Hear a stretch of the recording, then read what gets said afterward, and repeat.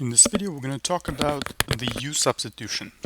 So in the given function here, we're going to take the integral and try to find the antiderivative. And notice that this is the indefinite integral, right? There are no limits of integration involved. It's just what you're going to derive when you get the antiderivative will be simply a function, okay? And not a number. So using the u substitution, we have to have a function u, such that the derivative of that function will be approximately another function, right? Notice that this integrand can be thought of as a juxtaposition of two functions. So I see one function x to the fourth plus 3, and I'm disregarding the square root. I'm just thinking of x to the fourth plus 3, and then the derivative of this will be 4x to the third power. Right? And you see x to the third power is there, and never mind the 4 just for now. Okay, so let's take the u is equal to x to the fourth plus 3, and the du is going to be 4x to the third dx, right? And 3 is gone because the derivative of a constant is always 0. All right, so now let's write out what we have. So we have x to the fourth plus 3 inside the square root, and then we have 4x to the third dx. Okay, so we have the u and du written. But now you might say, but wait, there's a 4, the constant 4, that wasn't there before. So the way to get rid of it is to simply multiply the integral by 1/4, and that will cancel out that 4 that didn't exist there in the first place. Okay, so now let's keep writing and see what we're going to get. So we're going to get the square root of x to the fourth plus u, plus 3, and then 4x to the third dx. So we said that the du is this, right? And this is going to be u inside the square root. Not the square root of x to the fourth plus 3 is u, but just the x to the fourth plus 3 is u, right? Okay, so now we're going to have 1/4 integral of square root of u, right? Because the u, whatever was inside it, and then du. And that's precisely the format that we are trying to achieve, because this is fairly easy to integrate, right? To get the antiderivative using the known fundamental theorem of calculus. Well, not the fundamental theorem, but just the power properties of getting the antiderivative, right? So let's write the square root of u as u to the 1/2 du, so that we can easily implement the power properties of getting the antiderivative, right? So we're going to have 1/4, and then let's get a bracket here. So we will have the antiderivative will be u to the 1/2 plus 1 divided by 1/2 plus 1, right? Because this is what's required to get the antiderivative, and then plus a constant, okay? Because the constant, when the derivative of a constant, if you work backwards to achieve your function, the original function that you're trying to integrate, the constant will go away, right? It will become 0 because the derivative of a constant is 0. That's why they may exist some sort of constants. You always have to add it when you get the antiderivative. Okay, so now let's see what we're going to get. We're going to get 1/4 multiplied by, let's get the second coefficients. So 1/2 plus 1 is 3/2.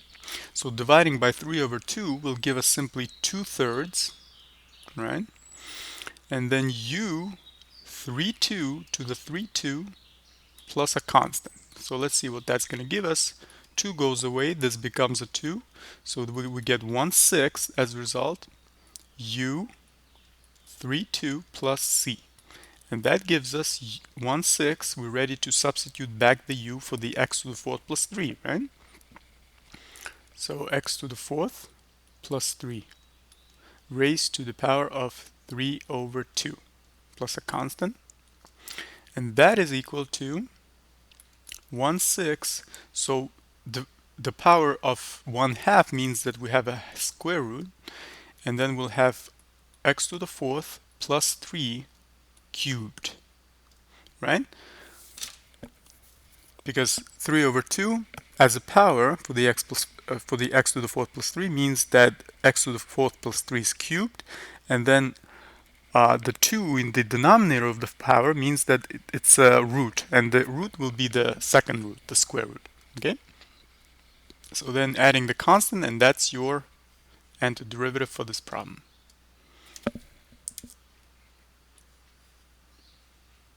Like that. Okay? So let's bring another example.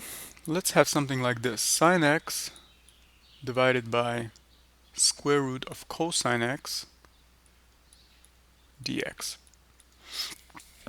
And notice, first of all, when you're dealing with a fraction, your u will be just where the dx is, right? And dx multiplies the numerator. So make sure that you know that the u will always multiply the numerator of the fraction you're dealing with. So in other words, your u, so the du will multiply the numerator, and the u will be in the worst case in the denominator, right? So let's have u is equal to cosine x, and the du here will be negative sine x dx. Okay, so that's going to give us, so let's write down 1 over square root of cosine x times negative sine x dx. And now you might say, wait, there is a negative sign, but there was no negative coefficient before. Well, just add the negative like that before the integral, and then you're good to go. Just like in the previous example, we multiplied by 1/4, here we just multiply by -1. Okay? Now, let's keep writing. So we're going to have a negative sign now. 1 over square root of u, right? Because cosine x is u, so square root of u, multiplied by the du. Okay? And this is easy, right? Because now we can find the antiderivative, but before we do that, let's put the 1 over square root of u as u to the power of -1/2.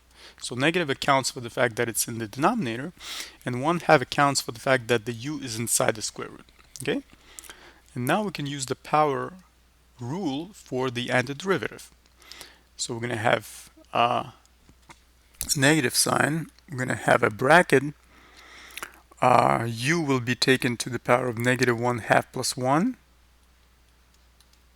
and dividing this by -1/2 plus 1 as well, and then plus a constant, and that's going to give us, so let's keep that negative still. So we're going to have u to the 1/2 as a result, dividing it by 1/2, okay, plus a constant, and that's going to give us, so dividing by 1/2 is the same thing as multiplying by 2, so we're going to have -2 as a result.